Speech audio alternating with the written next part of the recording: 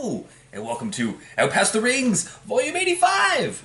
Today we're talking about the Lessener self-titled 12-inch EP that came out, I believe, on December 31st, 2016, although the Bandcamp for Zagma Beach shows October 31st, 2018. And if I remember correctly, it did take a while for the records to get to us due to a couple of factors, including perhaps the jackets. The art is from, what's his name? Roger? The guy from The Pine did the art for this. The run is on 250 Coke bottle clear with the very nice screen print on the backside with the birds. It was released on Zegma, Dingleberry Records, Miss the Stars Records, and Ancient Injury Records, which was Jake's record label. Jake is a member of Lessener. Let's go back a little bit further. So, Lessener used to be called Districts.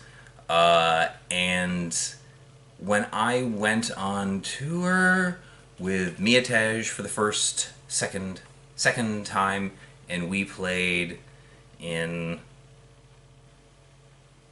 the AS220, and Districts played, and I guess they opened or whatever, and I remember Jake's guitar strap just full on broke, and I believe I went and I got a chair for him and brought it out for him to play the rest of the set.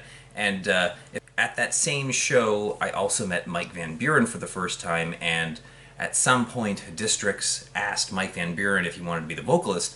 So instead of Jake just doing guitar and vocals, and maybe another member, I'm not sure, Mike took over as primary vocalist without playing an instrument, which I believe he'd been wanting for a while. So that worked out really well. And then at some point after that, maybe because they picked up Mike Van Buren, they changed the name to Lessener. So yeah, what does it sound like? I mean, it's what I would consider emo screamo. It's very pretty, but it's also very aggressive depending on the part that you're listening to. So, I mean, like older bands like Closure and Funeral Diner have that going on, but Who Calls So Loud, newer stuff like Lacrima, and obviously Ken Burns' connection because Mike Van Buren also did vocals in Ken Burns. So there's some similarities there anyway, and being from relatively the same area, we'll say. Yeah, like I said, we got these later. I don't know if I picked up the booklet, like almost 2 years, I guess, later, for the reasons that I'm just trying to show here. I remember there was a plant delay, too. I remember when they came to tour at ZBR Fest in 2017, they were hoping to have the records by that point, but instead all they could pull off was CDs because the plant hadn't finished the records, or maybe it was because of the silkscreened part, I don't know. But then they had these as well. Where was I going with this? There was a reason for it.